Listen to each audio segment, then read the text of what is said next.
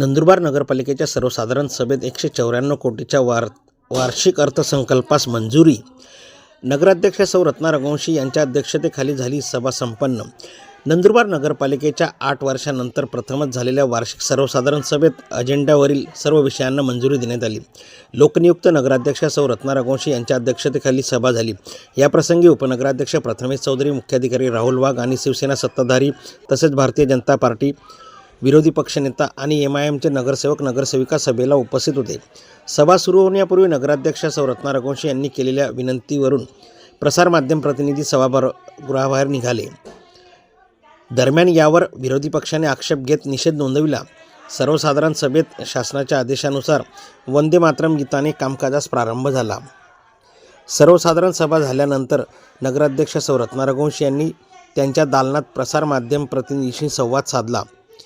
विकासाला प्राधान्य देणाऱ्या 194 कोटीचा अर्थसंकल्प सादर केल्याचे रत्ना रघुवंशी यांनी सांगितले.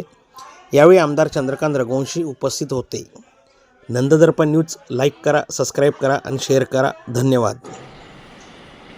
केंद्र सरकारच्या गृह मंत्रालयाने भारताचे राष्ट्रीय गीत वंदे मातरम जाहीर केलेले असून स्थानिक स्वराज्य संस्थांच्या आम सभेच्या सुरुवातीस वंदे मातरम किंवा गायन करण्यात यावे.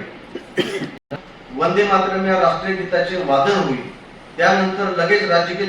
सर्व मान्यवरांना विनंती आहे की सावधान अवस्थेत राष्ट्रीय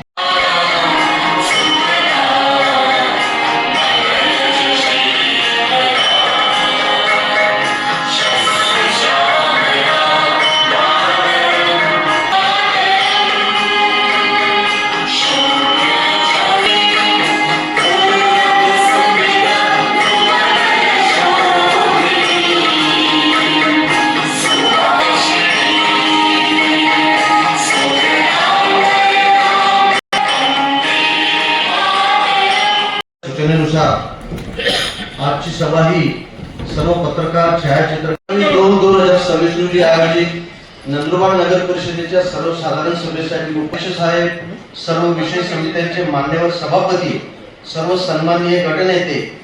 आम्ही काढलं नाही, आम्ही विनंती केली आहे त्यांना.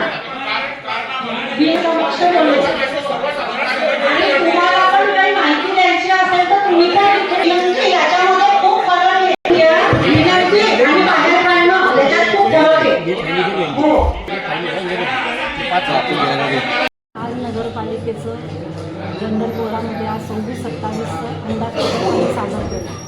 त्याच्यात 194 कोटी 86 लाख 86,686 इतकं ते बजेट आहे. आणि याचा म्हणजे जनतेने जो रुपया आपल्या नगरपालिकेत भरलेला आहे त्याचा अगदी काटेकोरपणे विनियोग कसा करायचा हे या बजेटमध्ये आम्ही सामील केलेलं आहे. आणि खर्चाच्या बाबतीत म्हणायचं तर 188 कोटी 17 लाख इतका खर्च प्रस्तावित करण्यात आला आहे. त्याच्यात रस्ते, नाले, पाणी पुरवठा, स्वच्छता, प्रकाश व्यवस्था, आरोग्य सुविधा आणि असेच अजून विविध विकास कामांना प्राधान्य देण्यात आले आहे. आणि वर्षाअखेरीसचा अंदाजे रुपये म्हणजे 6 कोटी 69 लाख 86,686 शिल्लक राहील असा आमचा अंदाज आहे.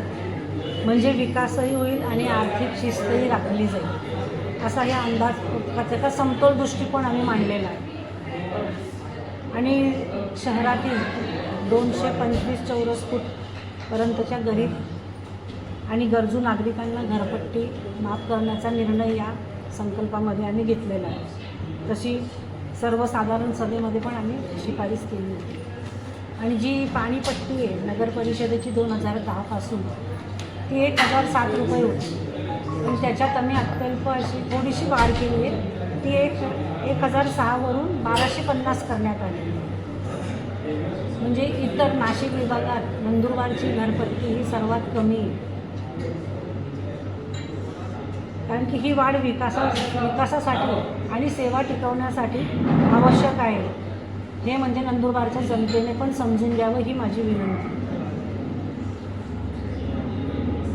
आणि अपेक्षा आहे की विरोधी पक्ष त्यांनी दिलं आहे, काही अंशी विरोधही केलेला आहे. काय त्यांनी याच्यात कोणीही याच्यात राजकारण न आणता आपण सगळे नंदुरबारचे मतदार ज्यांनी आपल्याला निवडून दिलं, ज्यांनी विश्वासाने आपल्याला या जागेवर पाठवले त्यांच्या सुखसोयीचा विचार करूनच सगळ्या गोष्टींना प्राधान्य देण्यात यायला पाहिजे आणि त्यांनी सहकार्य करायला पाहिजे, एवढी माझी त्यांच्याकडनं अपेक्षा आहे.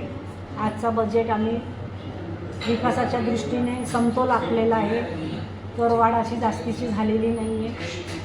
हा एवढा आमचा बजेट आहे. पण आपण फक्त अत्यल्प पाणीपट्टी वाढवलेली आहे आणि ती गरजेची पण आहे. पाणीपट्टी वाढवणं, इतर खर्च पाहता आपलं पाणी याचं उत्पन्न खूप कमी आहे. म्हणजे दिवसाला 65 पैसे आपल्याला भरावे लागणार आहे, ते काही सर्वसामान्य जनतेला जड नाही.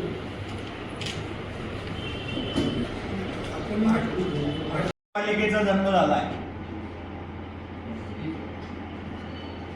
आमच्या 1 मीटर 1.5 मीटर रस्त्यावर अतिक्रमण करत होते. मग आम्ही बहिष्कार टाकले.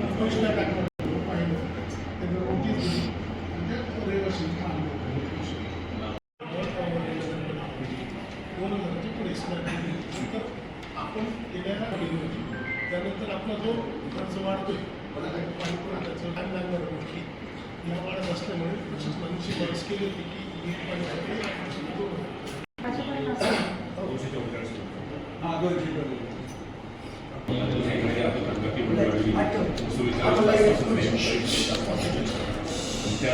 बाकीदारांची यादी केली त्यांना बिल आणि नोटीस पण दिलेले आहे. काही नोटीसचं काही मंजूर नव्हतं. आम्ही साधारणतः सील केले